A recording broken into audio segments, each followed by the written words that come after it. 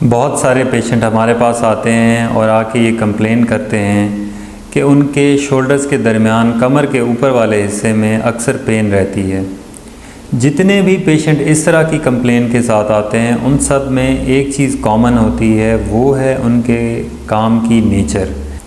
ज़्यादातर पेशेंट जो इस तरह की कंप्लेन बताएं उनकी काम की नेचर ऐसी होती है जिसमें उनको झुक के आगे को होके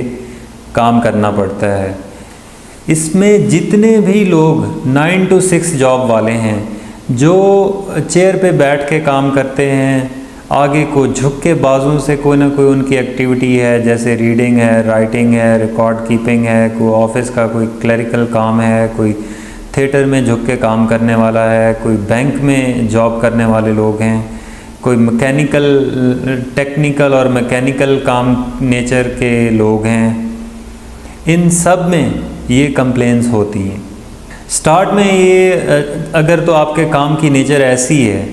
तो ये शुरू में हो सकता है शायद आपको ये इतना तंग ना करे, लेकिन जो लोग 2 साल 4 साल 5 साल से ये काम कर रहे होते हैं उनको महीने में 2-4 दफ़ा इस तरह से मसला बनता रहता है।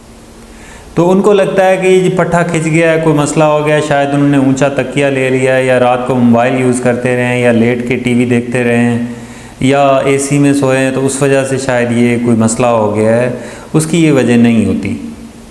इन लोगों का अगर आप क्लोज़ली इनको ऑब्ज़र्व करोगे ना, इनके जो शोल्डर्स हैं ना, एक तो ये एलिवेटेड होने की बजाय थोड़े से डिप्रेस होंगे, क्योंकि मोस्टली इस पोजीशन में काम करते हैं ये लोग। तो ये शोल्डर की एक तो ये पोजीशन होने की बजाय ये पोजीशन होगी, और अगर आप साइड व्यू से देखोगे तो शोल्डर्स जो हैं वो थोड़े से ऐसे राउंडेड होंगे।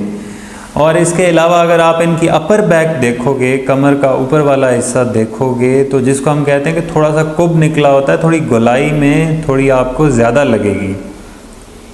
तो ये लोग खुद से क्या करते हैं, शुरू में 2 दिन छुट्टी ले ली, 4 दिन छुट्टी ले ली, कोई पेन किलर ले लिए, कोई टकोर कर ली, कोई बच्चों को कहा कि थोड़ा वो दबा दें,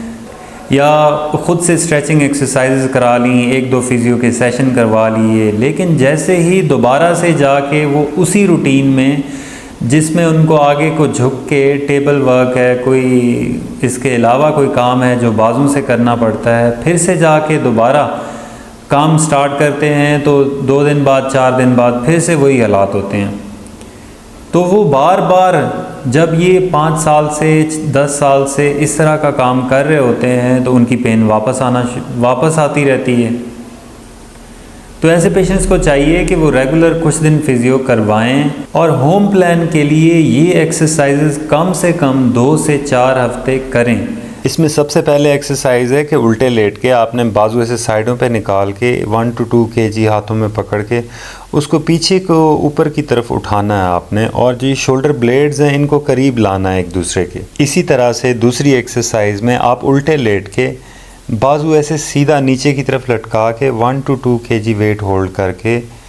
एल्बो स्ट्रेट रख के बाजू को ऊपर की तरफ, बैक की तरफ आप इसको लाने की कोशिश करोगे। थर्ड एक्सरसाइज है कि आपने सिटिंग पोजीशन में पहले बाजू जो हैं वो दोनों तरफ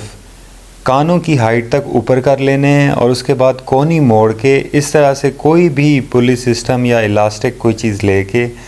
उसको पीछे की तरफ, कमर की तरफ लाने के लिए खींचने की कोशिश करनी है। इसमें बेसिकली क्या करना होता है, ये जो एक अलर्ट पोस्चर होता है, जैसे सोल्जर का पोस्चर होता है, जो चेस्ट आउट पोस्चर जिसको हम कहते हैं,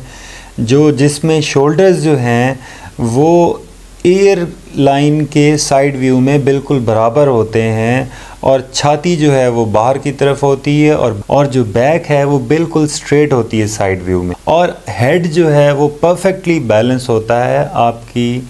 नेक और शोल्डर्स के ऊपर। नेक्स्ट एक्सरसाइज में सीधे लेट के आप एल्बो बेंड कर लें 90 डिग्री, बाजू जो है वो कानों की हाइट तक बाहर को निकाल लें। उसके बाद दोनों तरफ आप कोई भी कुशन रख लें, कोई पिलो रख लें, और उसको बेड की तरफ प्रेस करने की कोशिश करनी है। नेक्स्ट एक्सरसाइज में आपने चेयर से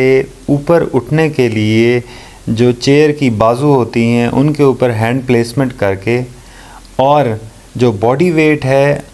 वो बाजुओं पे इस तरह से ट्रांसफ़र करना है कि जो आपके शोल्डर ब्लेड्स हैं वो दोनों उनकी अप्रॉक्सीमेशन हो। और इस एक्सरसाइज में आपने बाजू पूरा एलिवेट करके 180 डिग्री और 180 डिग्री से पीछे लाने की कोशिश करनी है। और फाइनली जो एक्सरसाइज है उसमें आप स्टैंडिंग पोजीशन में कोई भी इलास्टिक बैंड ले लें, उसको या तो आप दोनों हाथों से ग्रिप कर लो या इस तरह से जो आपकी फोर आर्म है उनके गिर्द लपेट लें और उनको बाहर की तरफ एल्बो बेंड करके स्ट्रेच करने की कोशिश करें। इतना स्ट्रेच करें कि आपकी जो अपर बैक है, जो शोल्डर ब्लेड्स हैं वो एक दूसरे के करीब आएँ और आपकी जो चेस्ट है वो आउट हो।